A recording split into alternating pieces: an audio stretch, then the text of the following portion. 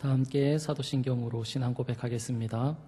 전능하사 천지를 만드신 하나님 아버지를 내가 믿사오며 그 외아들 우리 주 예수 그리스도를 믿사오니 이는 성령으로 잉태하사 동정녀 마리아에게 나시고 본디오 빌라도에게 고난을 받으사 십자가에 못 박혀 죽으시고 장사한 지 사흘 만에 죽은 자 가운데서 다시 살아나시며 하늘에 오르사 전능하신 하나님 우편에 앉아 계시다가 저리로서 산 자와 죽은 자를 심판하러 오시리라. 성령을 믿사오며 거룩한 공예와 성도가 서로 교통하는 것과 죄를 사하여 주시는 것과 몸이 다시 사는 것과 영원히 사는 것을 믿사옵나이다. 아멘. 함께 찬송가 347장 하나님께 올려드리겠습니다. 찬송가 347장입니다.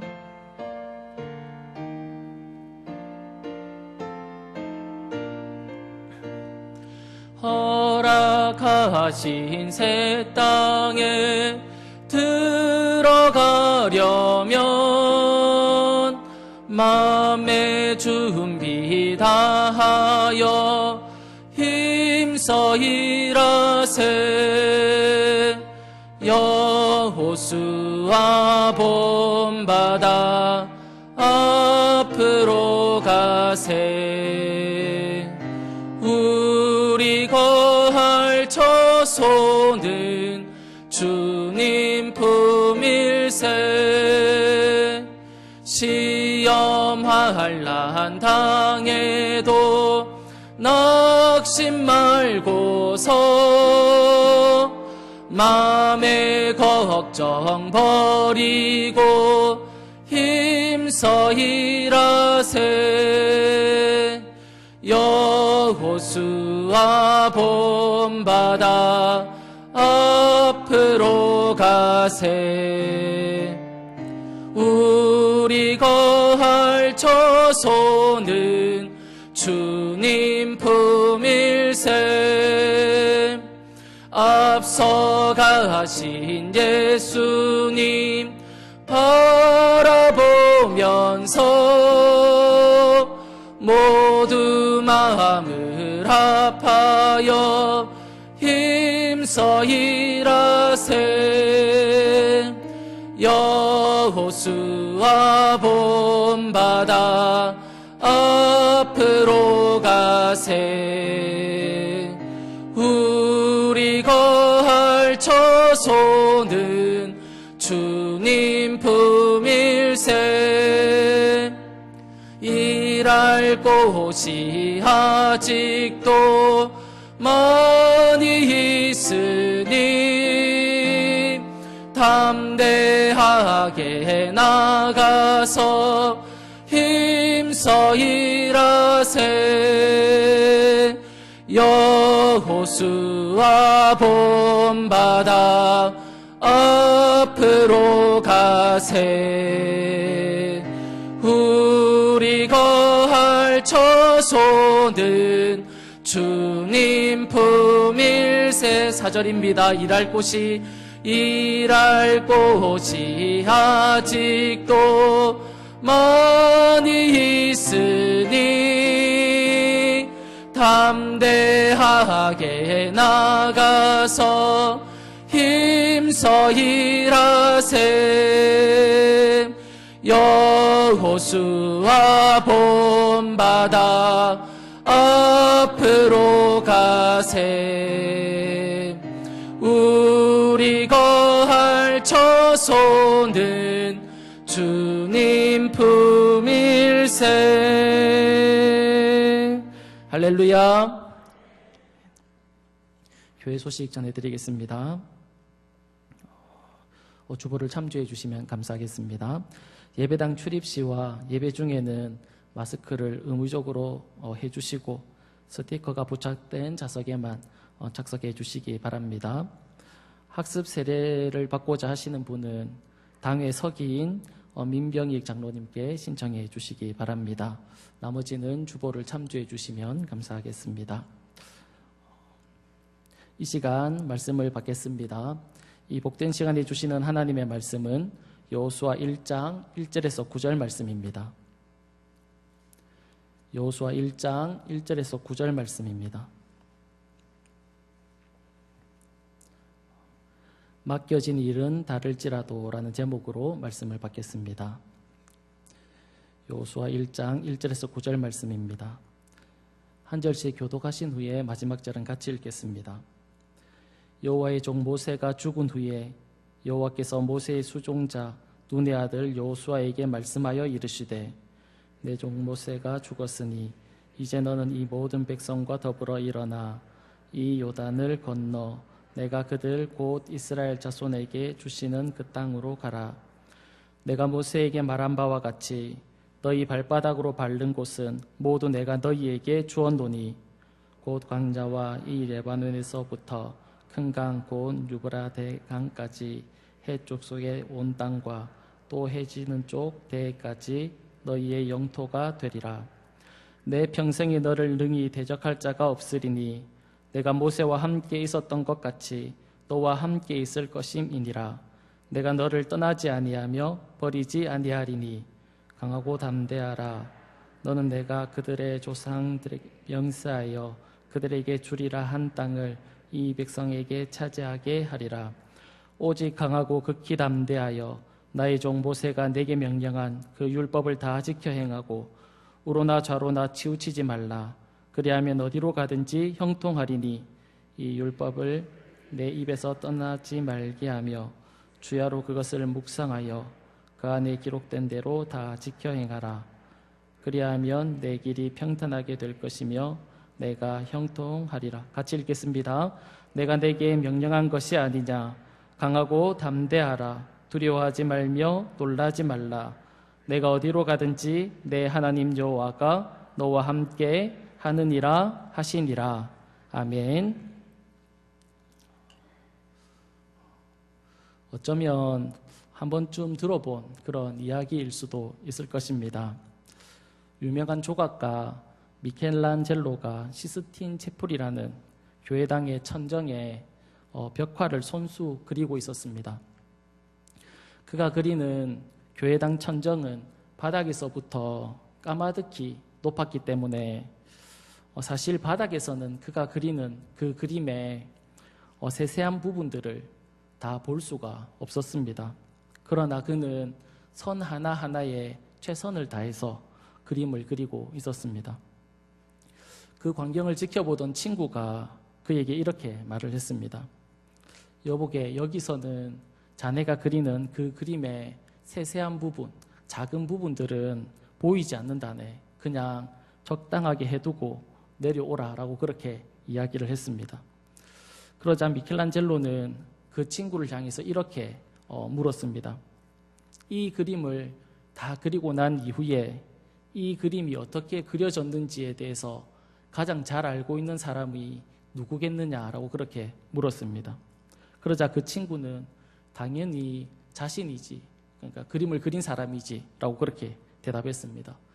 미켈란젤로는 맞다라고 이야기를 하면서 이 그림을 어떻게 그렸는지 내가 알고 있고 또한 하나님이 아시기 때문에 나에게 주어진 일에 최선을 다해야 한다라고 그렇게 이야기를 했다고 합니다.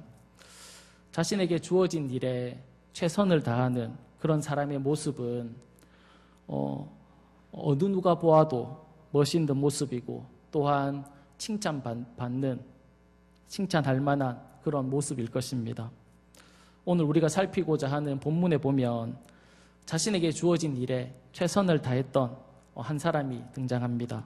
그 사람이 바로 모세라는 사람입니다. 기독교인 중에 모세라는 사람을 모르는 사람은 아마 없을 것입니다. 그만큼 그는 유명한 인물이고 또한 대단한 인물이었습니다.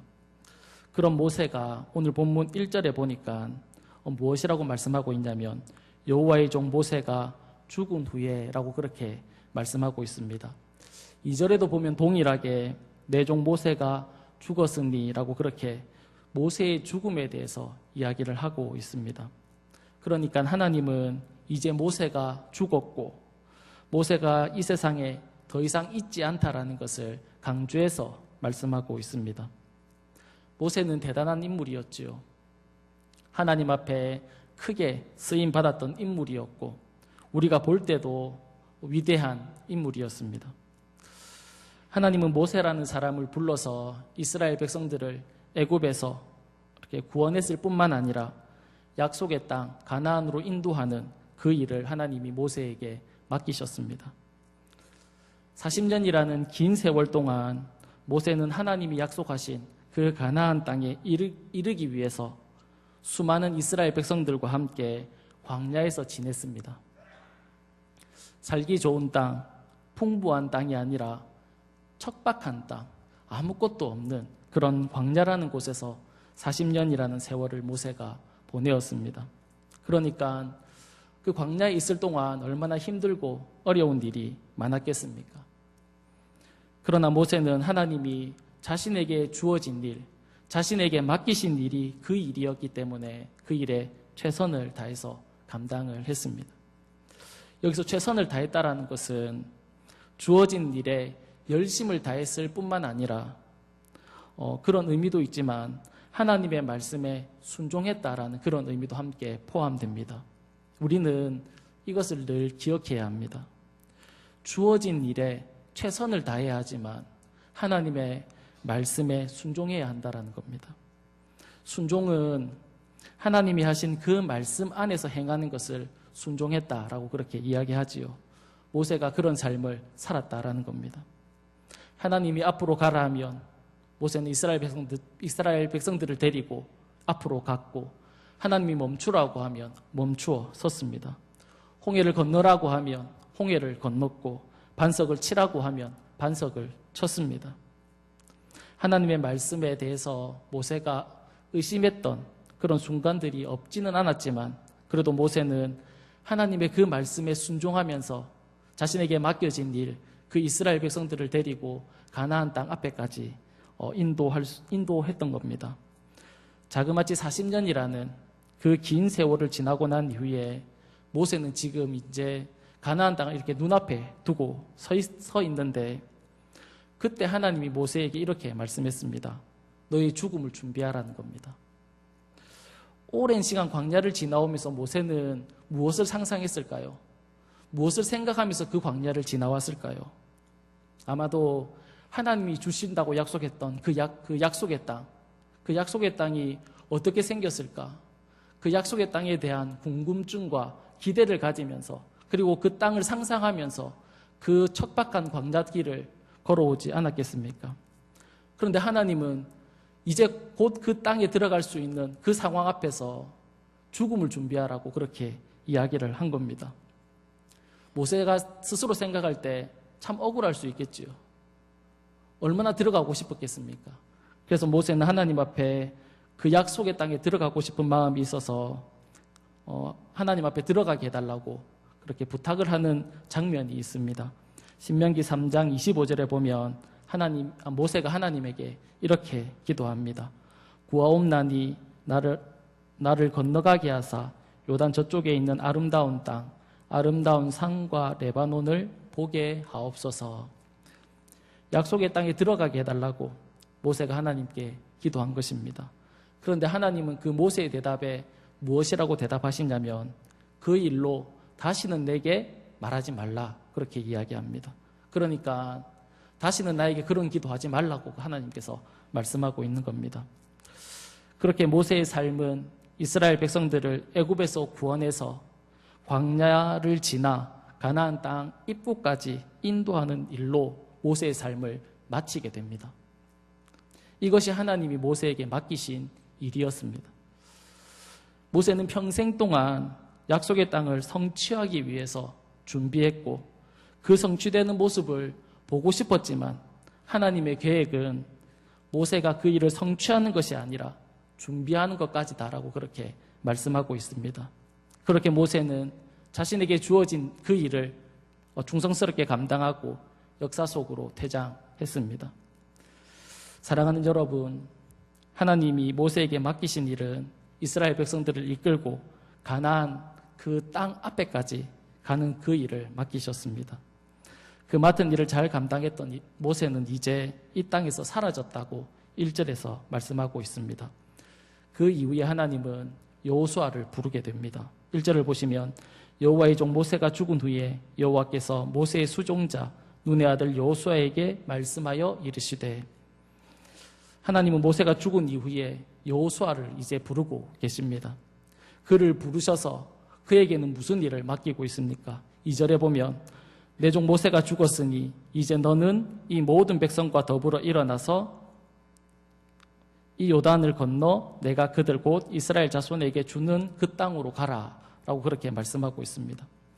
하나님은 여호수아에게 이 이스라엘 백성들과 함께 이 요단을 건너가서 하나님이 주신 그 약속의 땅을 차지하라라고 그렇게 말씀하고 있는 겁니다.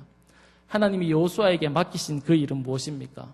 하나님의 그 약속을 성취하는 일, 그 가나안 땅을 차지하는 일을 하나님은 여호수아에게 맡기셨습니다.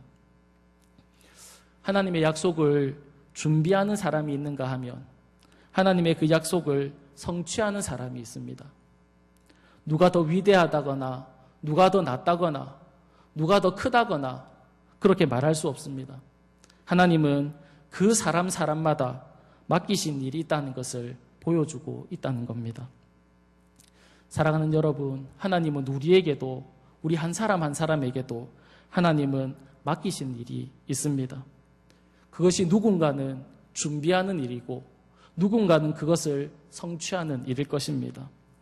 어떤 사람이 맡은 일은 사람들이 보기에 눈에 잘 띄고 사람들이 볼 때 참 좋은 일이다라고 말하는 그런 일을 맡은 사람도 있을 것입니다. 누구는 전혀 사람들이 알지 못하는 그런 일을 맡은 사람도 있을 것입니다. 그러나 하나님은 각자가 맡은 그 자리에서 최선을 다해서 순종하기를 원하신다라는 것입니다. 예전에 친구와 함께 학생들이 연합수련회를 이렇게 하게 되면 그 학생들을 섬길 스태프들을 모집했습니다. 그때 친구와 함께 스태프로 참여한 적이 있습니다. 그곳에 가면 섬길 수 있는 분야가 여러 개 있습니다. 여러 분야가 있습니다. 스태프들이 가장 하고 싶어 하는 분야는 학생들이 예배를 잘 드릴 수 있도록 예배를 도와주는 이런 예배 부분을 가장 맡고 싶어 합니다. 왜냐하면 일단 예배를 같이 드릴 수 있습니다. 유명한 강사님이 오셔서 설교하고 말씀을 전하실 때 그 말씀을 들을 수 있다라는 그런 부분 때문에 예배를 담당하는 그런 분야를 가장 선호합니다. 그리고 이제 그곳에 온 학생들과 이야기도 할 수 있고 무엇보다도 눈에 잘 띕니다. 학생들의 눈에 제일 잘 띄는 게 예배를 담당하는 스태프들이거든요. 그런데 다른 분야를 맡은 이렇게 부분들을 보면 예배를 드릴 수 없는 분야도 있고 그리고 학생들을 거의 만날 수 없는 자기들이 섬기고 있는데 그 학생들이 어떤 사람인지 어떤 아이인지 전혀 알 수 없는 그런 그런 부분을 맡는 스태프들도 있습니다. 그들에게 있어서 무엇보다도 힘든 건 사람들의 눈에 띄지 않는다라는 겁니다. 자신들이 열심히 섬기고 열심히 봉사하는데 그렇게 한다라는 것을 사람들이 아무도 몰라준다라는 겁니다. 그렇게 연합수련회를 섬기러 갔는데 친구는 식당 쪽에 식당을 담당하는 그쪽을 섬기게 되었고 저는 예배 쪽 분야를 담당하게 되었습니다. 하루 종일 주어진 일을 다 마치고 밤이 되어서 이제 친구를 이렇게 만나게 되는데 그가 이렇게 말을 했습니다. 그러니까 자신이 식당에서 어떤 일을 했는지 이렇게 이야기해 주더라고요. 아침에 일찍 일어납니다. 다른 스태프들보다 일찍 일어나야 되거든요. 일찍 일어나서 밥을 짓습니다. 그리고 반찬을 합니다. 그렇게 밥을 짓고 반찬을 해서 다 준비해 놓으면 학생들이 와서 그 밥과 반찬을 먹고 갑니다. 그리고 난 이후에는 그들이 먹고 간 그 설거지를 하루 종일 하는 겁니다. 또 설거지를 감당하고 그리고 그 설거지가 마치고 나면 또 밥을 짓습니다. 그리고 또 반찬을 하고 그렇게 점심을 학생들이 먹고 가면 또 설거지를 합니다. 그리고 또 밥을 짓고 또 반찬을 합니다. 하루 종일 설거지하고 밥 짓고 반찬 짓고 설거지하고 밥 짓고 반찬하고 이렇게 하는 그 일만 하다가 밤이 된 겁니다. 그러니까 하루 종일 일만 하다가 온 것입니다. 수련회를 온 학생들을 섬기는 일인데 예배 부분을 맡고 있던 저는 사실 하는 일이 별로 없었습니다. 앉아서 같이 예배 드리다가 이제 학생들을 이렇게 인도하는 일을 좀 하고, 그리고 아이들이 물어보면 그 질문에 대답을 해주고 그냥 이야기하고 떠들고 노는 일, 그게 제가 하는 일의 전부였거든요, 사실은. 그런데 똑같이 수련해온 학생들을 섬기는데 식당부는 하루 종일 일만 하는 것이고, 그런데 그런 식당에서 섬기는 스텝들을 학생들은 잘 모릅니다. 오히려 별로 일하지 않는 예배 쪽의 스텝들만 잘 기억합니다. 왜냐하면 이제 눈에 잘 띄기 때문에 그렇습니다. 그래서 식당부를 섬기는 친구들은 늘 이렇게 불평을 할 수밖에 없었습니다. 왜냐하면 자신들이 하는 일이 제일 힘들었거든요. 그러니까 우리가 봐도 제일 힘든 부분이었거든요.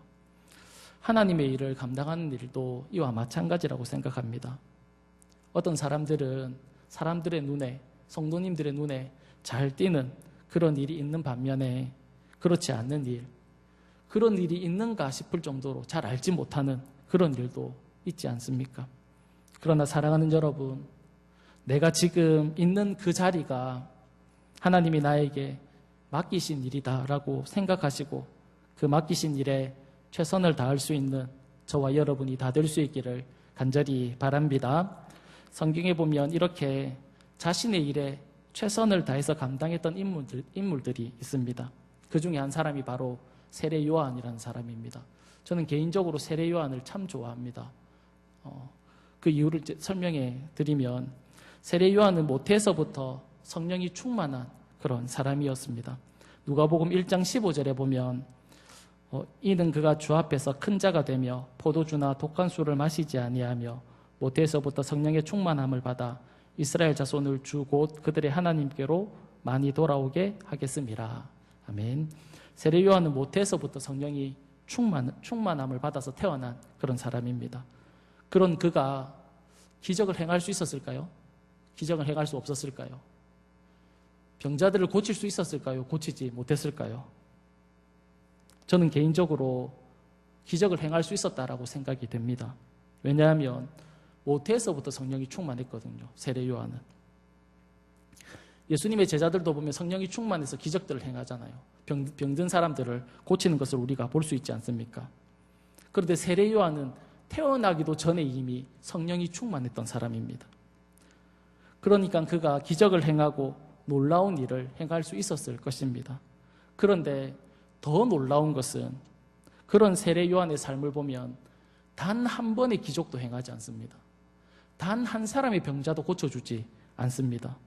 그는 왜 그렇게 했을까요? 고칠 수 있음에도 불구하고 고치지 않고 기적을 행할 수 있었음에도 불구하고 기적을 행하지 않았을까요? 그것은 자신에게 주어진 일이 무엇인지 분명히 알았기 때문에 그렇습니다. 그에게 하나님께서 맡기신 일이 무엇입니까? 오실 주님을 예비하는, 주님의 길을 예비하는 그 일을 주님께서 맡기셨던 겁니다. 주님의 길을 준비하는 것이 그가 해야 하는 일이었기 때문입니다. 그러기에 그가 기적을 행할 수 있었음에도 불구하고 혹시 기적을 행함으로 말미암아 사람들이 오실 메시아가 아니라 자신을 주목할까 봐 그는 기적을 행하지 않았던 겁니다. 하나님이 오실 메시아가 주목받아야 하고 자신은 주목받으면 안 되기 때문에 그는 기적을 행할 수 있었음에도, 병자들을 고칠 수 있었음에도 불구하고 그는 그런 능력을 단 한 번도 행하지 않고 오직 자신에게 주어진 일, 맡겨진 일에 충성했던 모습을 우리가 볼 수 있습니다. 사도 바울도 이와 비슷한 고백을 하고 있습니다. 고린도전서 3장 6절입니다. 나는 심었고 아볼로는 물을 주었으되 오직 하나님께서 자라나게 하셨나니. 사도 바울도 자신에게 맡겨진 일이 무엇이라고 얘기합니까? 심는 일이고 물 주는 일이다라고 그렇게 말하고 있습니다. 자라게 하는 것은 누구의 일이라고 말씀하고 있습니까? 하나님의 일이라고 얘기합니다. 그것이 자신의 일이라고 얘기하지 않고 그 자라나게 하는 것은 하나님의 일이다라고 그렇게 말씀하고 있는 것을 볼 수 있습니다. 사도 바울도 이렇게 자신에게 주어진 일이 무엇인지, 그리고 하나님의 일이 무엇인지 분명히 알고 있었던 것입니다. 사랑하는 여러분, 모세도 여호수아도 세례 요한도 사도 바울도 자신에게 주어진 일에 최선을 다했습니다. 어떤 일이 주어졌는 줄 알고 그 주어진 일이 크든 일이든 작은 일이든 자신에게 주어진 일에 최선을 다했습니다. 사랑하는 여러분, 우리들도 하나님이 우리에게 맡기신 그 일에 최선을 다할 수 있기를 간절히 바랍니다. 오늘 본문 7절에서 9절 말씀을 통해서 말씀을 정리하려고 합니다. 7절에서 9절 말씀을 다 같이 읽었으면 좋겠습니다. 오직 강하고 극히 담대하여 나의 종 모세가 내게 명령한 그 율법을 다 지켜 행하고 우로나 좌로나 치우치지 말라. 그리하면 어디로 가든지 형통하리니 이 율법책을 내 입에서 떠나지 말게 하며 주야로 그것을 묵상하여 그 안에 기록된 대로 다 지켜 행하라. 그리하면 내 길이 평탄하게 될 것이며 내가 형통하리라. 내가 내게 명령한 것이 아니냐. 강하고 담대하라. 두려워하지 말며 놀라지 말라. 내가 어디로 가든지 내 하나님 여호와가 너와 함께 하느니라 하시니라. 아멘. 하나님은 여호수아에게 가나안 땅을 점령할 것에 대해서 말씀하시면서 어떻게 해야 되는지 말씀해 주고 있는데, 하나님은 여호수아에게 어떻게 하라고 말씀하고 있습니까? 군사를 훈련시키거나 전략을 짜거나 무기를 만드는 것이 아니라 하나님의 말씀 앞에 순종할 것에 대해서 말씀하고 있습니다. 하나님의 말씀 앞에 순종할 때 하나님이 어떻게 해주시겠다라고 말씀합니까? 9절 후반절에 보면 내가 어디로 가든지 내 하나님 여호와가 너와 함께 하겠다, 그렇게 말씀하고 있습니다. 너가 순종할 때 하나님께서 내가 너와 함께 해주겠다, 그렇게 약속하고 있는 겁니다. 사랑하는 여러분, 하나님이 우리에게 주신, 하나님이 우리에게 맡기신 그 일을 어떻게 감당하라고 말씀하고 있습니까? 내 힘이 아니라는 겁니다. 내 노력이 아니라는 겁니다. 하나님의 말씀에 순종함으로 감당하라, 그렇게 말씀하고 있습니다. 그럴 때 주님이 우리와 함께 하심으로 우리에게 주어진 일을 능히 감당하게 하신다라는 것입니다. 어느 목사님이 기차 여행을 하는데 옆에 앉은 청년과 이렇게 대화를 나누게 되었습니다. 여러 가지 이런 대화를 나누다 보니까 그 청년이 기독교인인 것을 알게 되었고, 또 많은 어려움과 시험으로 인해서 믿음이 약해져 있다는 것을 목사님이 알게 되었습니다. 그래서 목사님께서 가방에서 성경책과 만년필을 꺼내어서 청년에게 물었습니다. 이 성경책 위에 만년필을 세울 수 있겠느냐라고 그렇게 물었습니다. 청년이 몇 번 시도를 해보지만 달리는 기차 안에서 성경책 위에 만년필을 세우는 일은 불가능한 일이었습니다. 그래서 몇 번 시도한 청년이 이 일은 안 된다고, 할 수 없다라고 그렇게 이야기하자 목사님은 나는 세울 수 있다라고 하면서 성경책 위에 만년필을 세우는 겁니다. 어떻게 세우냐면 성경책을 놓고 만년필을 세우고 손으로 이렇게 잡고 있는 겁니다. 그러자 청년이 목사님 그 손으로 잡고 있지 않습니까? 그렇게 물었습니다. 그러자 목사님이 청년에게 이렇게 말을 했습니다. 물론이지요. 흔들리는 기차 안에서 어떻게 만년필이 혼자 서 있을 수 있겠습니까? 하나님이 붙잡아 주시지 않는데 어떻게 이 악한 세상에서 혼자 서 있을 수 있단 말입니까? 하나님께서 함께 하시고 하나님께서 붙들어 주시면 서 있을 수 있다라고 그렇게 목사님이 청년에게 이야기를 해 주셨다는 겁니다. 사랑하는 여러분, 우리는 혼자가 아닙니다. 우리 홀로 이 세상을 살아가는 것이 아닙니다. 누가 우리를 붙들고 계신다고 믿고 있습니까? 하나님이 우리를 붙들고 계신다라는 사실입니다. 혼자가 아니라는 사실을 믿을 수 있기를 바랍니다. 내 옆에는, 내 안에는 주님이 우리와 함께하고 있다라는 사실입니다. 그래서 내가 어디에 있든지 주어진 일이 무엇이든지, 그 일이 크든지 그 일이 작든지, 그 일이 사람이 주목하든지 주목하지 않든지, 하나님이 나에게 원하는 것이 무엇이든지 주님과 함께라면 능히 감당할 줄 믿습니다. 이 사실을 신뢰하면서 우리에게 맡기신 일을 주님의 힘과 능력으로 잘 감당하는 저와 여러분의 삶이 다 될 수 있기를 간절히 바랍니다. 이 시간 기도하겠습니다. 살아계신 하나님 아버지, 감사합니다. 우리를 하나님의 자녀로 불러주시고 또한 우리에게 하나님의 그 귀한 일들을 하나님 맡겨주셔서 감사합니다. 하나님, 우리에게 주어진 일이 작은 일이라 할지라도, 보잘것없는 일이라 할지라도, 사람들이 볼 때 별로 귀하게 여기지 않는 일이라고 할지라도 하나님 아버지, 그 일이 나를 통하여 하나님께서 영광 받기를 원하시는 일이라는 사실을 기억하고 하나님 우리에게 주어진 그 자리에서 최선을 다해서 묵묵히 하나님 앞에 살아가는 저희들의 삶이 다 될 수 있도록 주께서 은혜를 베풀어 주시옵소서. 살아계신 하나님, 우리가 혼자가 아니라는 사실을 기억하고 하나님이 우리와 함께 하시고 하나님께서 우리를 붙들고 계시고 하나님께서 우리와 함께 하신다는 사실을 기억해서 하나님 어떠한 상황과 환경 가운데서도 넉넉히 승리하는 삶을 살아갈 수 있는 우리 모두의 삶이 될 수 있도록 주님께서 은혜를 베풀어 주시옵소서. 감사드리며 살아계신 예수님의 이름으로 기도드립니다. 아멘.